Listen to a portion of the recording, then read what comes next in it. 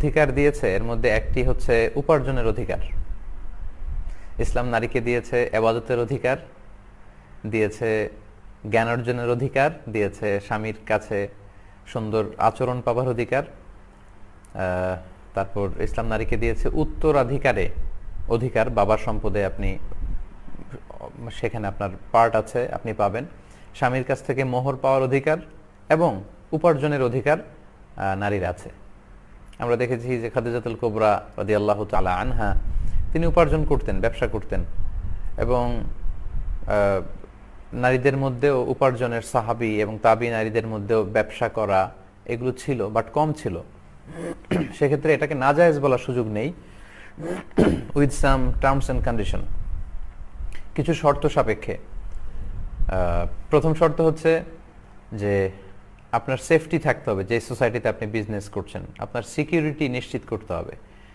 3 নম্বর হচ্ছে আপনার হেজাব মেনটেন করে এই ব্যবসায় অংশগ্রহণ করতে হবে, যেখানে নারী পুরুষের অবাধ মেলামেশা, এই ধরনের ব্যবসায় আপনি অংশগ্রহণ করতে পারবেন না।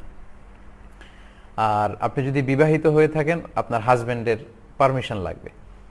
এই শর্তগুলো যদি আপনি এনশিওর করতে পারেন তাহলে আপনার সেফ জোনে থেকে আপনি চাইলে কিন্তু বিজনেস করতে পারেন, এবং আমি মনে করি অনলাইন বিজনেসটা অনেকটা সেফ। কিন্তু আপনি যে ডেলিভারি ইস্যুটা নিয়ে এসেছেন সেটার ক্ষেত্রে এই শর্তগুলো প্রযোজ্য, যে আপনার সেফটি, সিকিউরিটি, আপনার হাজব্যান্ডের পারমিশন, আপনার হেজাব, এই সবগুলো যদি আপনি নিশ্চিত করতে পারেন, যে আপনি হয়তো ফেব্রিকের কোনো বিজনেস বা আপনার ফ্যাশন ডিজাইনার, আপনি নতুন ফ্যাশন করে বোনদের জন্য আপনি দেখাচ্ছেন, তো সেটা হতে পারে, বাট এই শর্তগুলো সাপেক্ষে।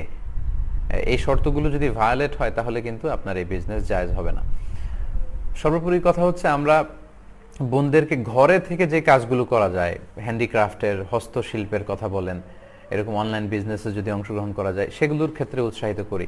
কিন্তু বাইরে খুব দৌড়াতে হবে, এনজিওতে জব নিয়ে আপনি ঋণের টাকা তোলার জন্য এই বন্যার কবলিত এলাকায় আপনি ছুটে বেড়াচ্ছেন ফ্যামিলি রেখে, না, এটা ঠিক হবে না। আমরা সবসময় উৎসাহিত করি যে ঘরের ছেলেরা আউটডোরে কাজ করবে, মেয়েরা ইনডোরে কাজ করবে। যদিও মেয়েদের জন্য ব্যবসা চাকরি প্রয়োজনে করা যায়, কিন্তু ইনডোর কাজগুলো মেয়েদের জন্য বেশি সুইটেবল, কারণ ঘরটাই তো অনেক বড়, এবং মাদেরকে, বোনদেরকে, স্ত্রীদেরকে তো আল্লাহ এক একটা ঘরের ম্যানেজিং ডাইরেক্টর বানিয়েছে। তো আমরা যেন, বোনেরা যেন আমরা ঘর কেন্দ্রিক হই, এবং আমাদের সেফটি, সিকিউরিটি, হেজাব এগুলো মেনটেন করে যদি আমরা কোনো চাকরি বা ব্যবসাতে অংশগ্রহণ করতে পারি সেটা জায়েজ হবে। তবে আমরা যেন আমাদের হেজাব, আমাদের নিরাপত্তার বিষয়টাকে সবচেয়ে বেশি গুরুত্ব দেই। আশা করি প্রিয় বোন বুঝতে পেরেছেন।